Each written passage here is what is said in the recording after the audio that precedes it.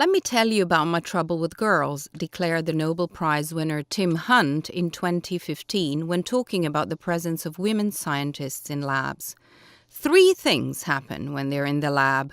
You fall in love with them, they fall in love with you, and when you criticize them, they cry.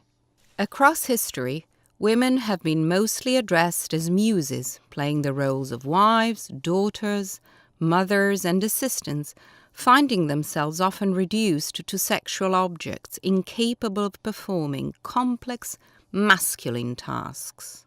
But did you know that she thought it? So when will we reach gender equality? According to the 2016 Economic Forum, it will be in 2186, 169 years from now. Women still have to deal with everyday violence at different levels, such as sexism, economic inequality, lack of recognition and representation, and discrimination, to name a few. The current status of women in the world is best reflected in the persistent invisibility of women in the public space, as well as in historical records. Branca Edmé Marques was one of the first Portuguese scientists to work on radioactivity. She was trained by Marie Curie in Paris and developed groundbreaking work on radiochemistry. Dorothy Crowfoot Hodgkin was a British biochemist who made significant advances to the technique of X-ray crystallography and detected the structure of penicillin and of vitamin B12. Hannah Höch was a German artist, a well-known member of the Berlin Dada and a pioneer of photomontage. Ismat Chughtai was an Indian writer and a key figure in Urdu literature who openly addressed the issue of female sexuality. The stories we tell do matter.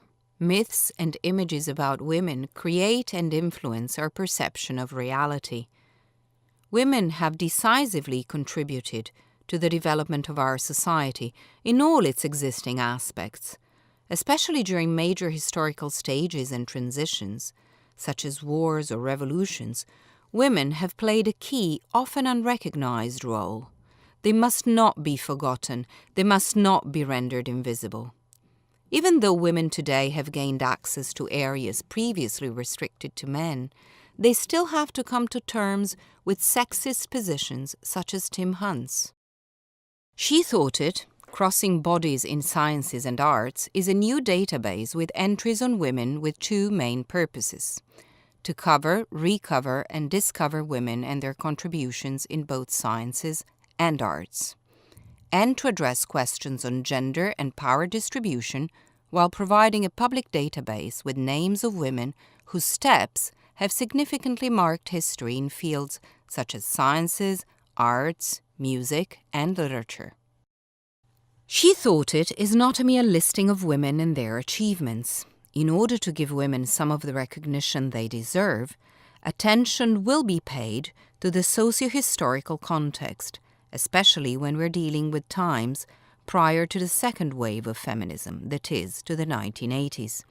In order to enrich the database, different links will be provided, covering media, visual arts, poetry, and essays, elements that may seem extrinsic to the entries, but that truly expand the information at different levels.